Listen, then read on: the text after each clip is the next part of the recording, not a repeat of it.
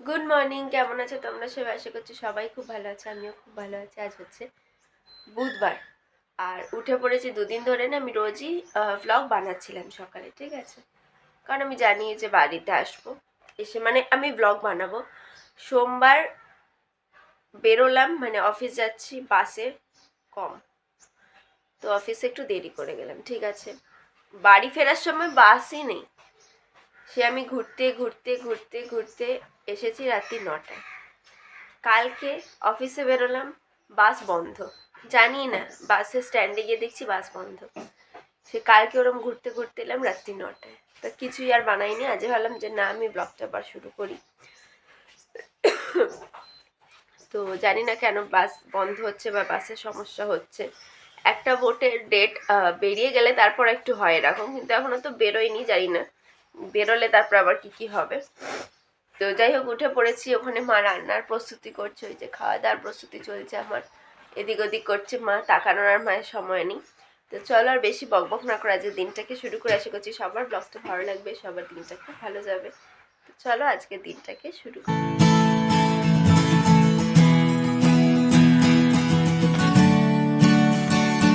প্রত্যেক দিন নিয়ম করে স্নান করে পুজো করাটা আমার বড় পছন্দের কাজ, বড় পছন্দের। এই কাজটা করতে পারলে মানে রোজ মনে হয় যেন একটা শান্তি, সারাটা দিন ভালো থাকবে। আর যাতে সারাটা দিন ভালো থাকে সেই জন্য প্রার্থনা করে নিই এই সময়, যে যাতে আমার সারাটা দিন ভালো থাকে, সারাটা দিন ভালোভাবে কাজ করতে পারি, ভালোভাবে চলতে পারি ঠিকঠাকভাবে। এটা আমার খুব পছন্দের। তো সেটাই আর কি, সেই জন্য রোজই আমি যেহেতু পুজোটা করি, আমি তাই রোজই তোমাদেরকে দেখাই, চেষ্টা করি দেখানোর। এই পুজো দেখানোর কাজটা হচ্ছে মায়ের, কারণ মাই সেই সময় এসে ক্যামেরাটা ধরে দেয়। আর অনেকেই বলতে পারো বা মনে করতে পারো যে মানে পুজোটা শুধুমাত্র ভিডিও দেখানোর জন্য দেখানো। হ্যাঁ, এটা অনেকেরই মনে হতে পারে, বা হয়তো আমি দেখলে আমিও বলতে পারি, কিন্তু না, আমি কিন্তু পুজোটা মানে রোজই করি এবং ভিডিওটা মা তুলে দেয়। যেদিন মায়ের কাছ থেকে মা তুলতে পারে না সেখন দেখানো হয় না। যাই হোক, সমস্ত কিছু করে আমি আবার রেডি হওয়ার দিকে চলে এসেছি। দৈনন্দিন তো এই কাজ, তাই না? আর কোনো কিছু নেই জীবন থেকে, সব বেরিয়ে গেছে। দেখো, এটা আমার খাবার থালা। এখানে আছে ভাত, ডিম সেদ্ধ, এখানে আছে ডাল, আর এখানে বেগুন ভাজা। বেগুন ভাজাটা যা ভালো লাগছে।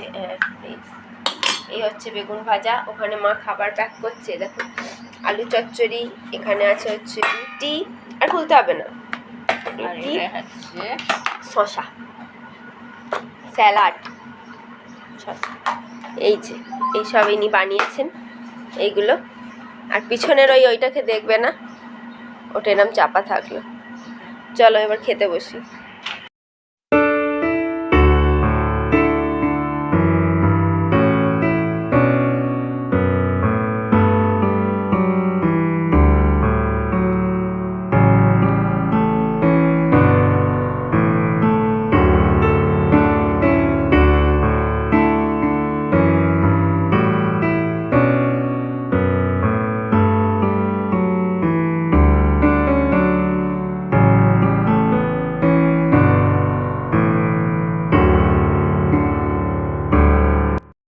জীবনটা এখন শুধুমাত্র আটকে আছে কিছু জিনিসের ওপর। তাহলে সকালে ঘুম থেকে ওঠো, স্নান করো, ঠাকুরকে জল দাও, খাও দাও, রেডি হও, বেরিয়ে পড়ো অফিসে।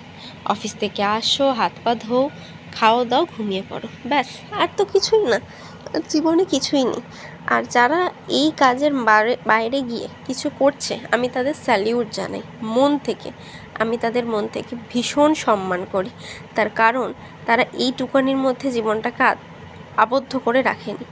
আমি চেষ্টা করব, যদি আমি না এইটুখানির মধ্যে আবদ্ধ রেখে একটু এগিয়ে যেতে পারি, সেটা চেষ্টাটা কতটা করতে পারবো জানি না। বলাটা খুব সোজা, করাটা অত সহজ নয়, কিন্তু অবশ্যই চেষ্টা করব। এবং যারা এগিয়ে যেতে পেরেছে এইটুখানির আবদ্ধ থেকেও বাইরে, তাদেরকে আমি মন থেকে সম্মান করি এবং স্যালিউট জানাই। চলো, আমি রেডি হয়ে গেছি। আর গরম যে হারে পড়েছে, রোদ্দুর যে হারে পড়েছে, সানগ্লাস না লাগালে তো হবেই না।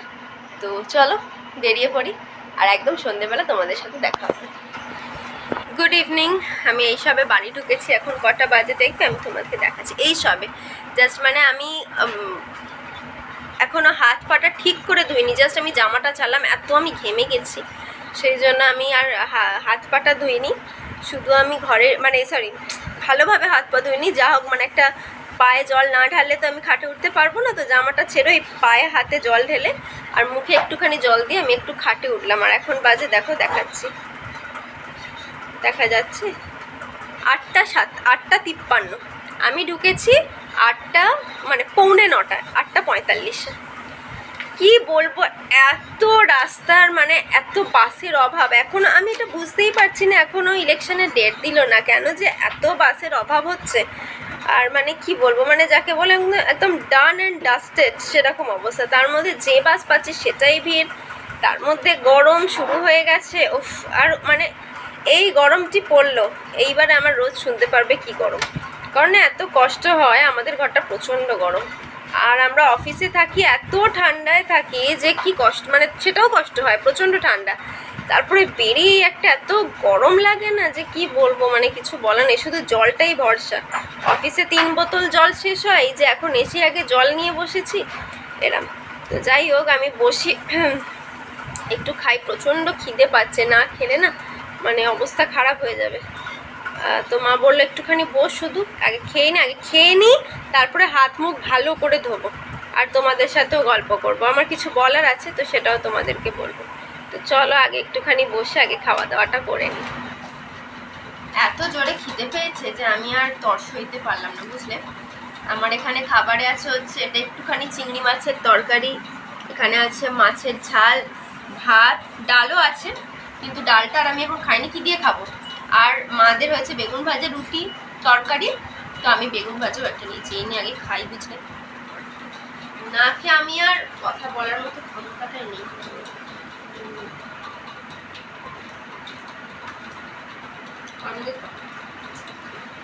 ঠিক আছে মাছের ঝোল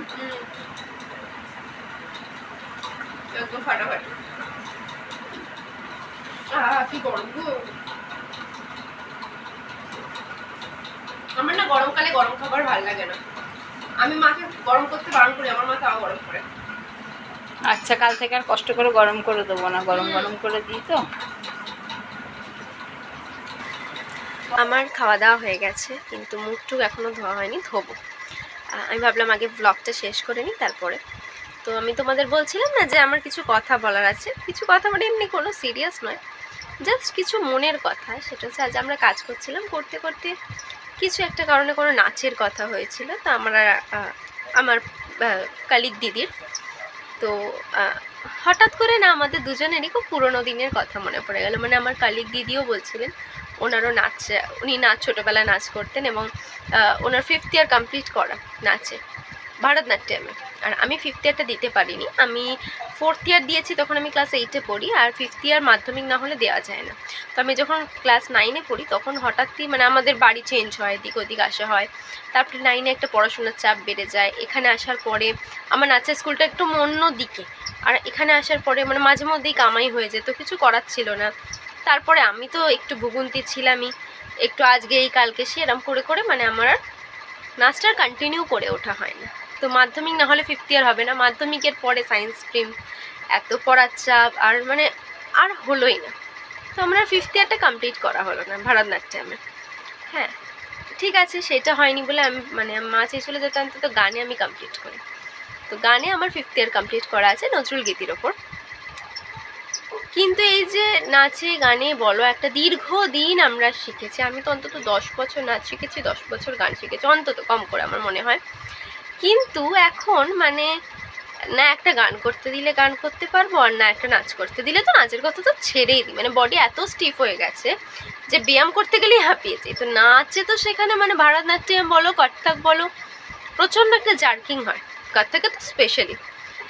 তো এখন আর পারি না, মানে এখন এত খারাপ লাগে, এতটাই খারাপ লাগে যে কোথাও নিজেদেরকে প্রতিষ্ঠা করতে গিয়ে হয়তো নিজেদের মানে স্বপ্নগুলোকেই ছেড়ে দিতে হয়। আসলে আমি না মনে হয়, আমি বলবো না স্বপ্নগুলোকে ছেড়ে দিতে হয়, কারণ আসলে আমার অন্তত আমার মনে হয়, আমার ক্ষেত্রে আমি আর কারোর বলছি না, যে আমার মনে হয় সেরকম আঁকড়ে ধরিনি আমি কোনোদিনও।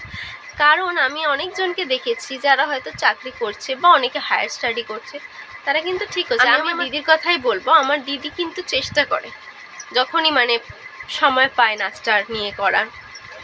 আমার আরও এক দিদি, সে ভীষণ ভালো, সে নিজে প্রতিষ্ঠিত গান করে। আমার অনেক বন্ধুরা আছে যারা হয়তো চাকরি করছে, কিন্তু তাদের মানে সেই সঙ্গে সঙ্গে বাকি কাজটা মানে নাচ বা গান যার সাথে যে যুক্ত আছে সেটা করছে।